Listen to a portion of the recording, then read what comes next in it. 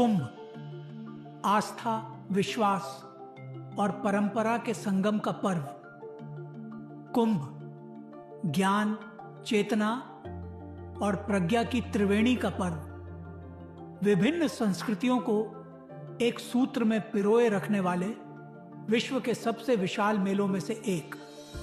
कुंभ मेले का इतिहास अपने आप में बहुत रोचक है। कुंभ का शाब्दिक अर्थ है कलश। यहां कलश का संबंध अमृत कलश से है। बात तब की है जब देवासुर संग्राम के बाद सुर और असुर दोनों पक्ष समुद्र मंथन को राजी हुए थे और इसके लिए मंदराचल पर्वत को मथनी और नाग वासुकी को उसकी नेति बनाया गया। मंथन से 14 रत्नों की प्राप्ति हुई जिन्हें सुरों और असुरों के बीच बांट दिया गया।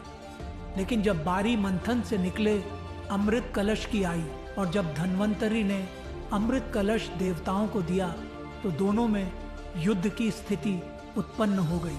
ऐसे में भगवान विष्णु ने मोहिनी का रूप धारण कर सबको अमृत पान कराने की बात कही और अमृत कलश इंद्र के पुत्र जयंत को सौंप दिया।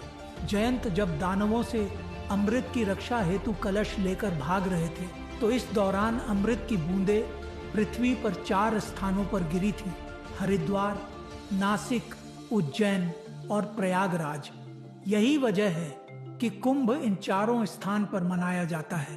अब चूंकि विष्णु की आज्ञा से सूर्य, चंद्र, शनि और बृहस्पति भी अमृत कलश की रक्षा कर रहे थे और वे सिंह, कुंभ एवं मेष राशि में थे, तो ये सभी कुंभ पर्व से जुड़ गए और इस तरह कुंभ ज्योतिष का पर्व भी बन गया।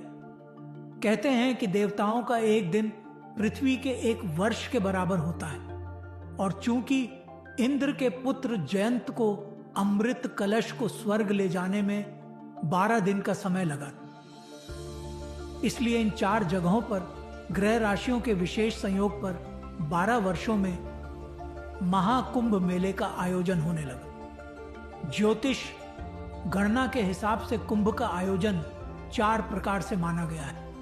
पहला, बृहस्पति के कुंभ राशि में और सूर्य के मेष राशि में प्रवेश करने पर हरिद्वार के गंगा तट पर। दूसरा, बृहस्पति के मेष राशि चक्र और सूर्य तथा चंद्र के मकर राशि में आने पर अमावस्या के दिन प्रयागराज में त्रिवेणी संगम तट पर।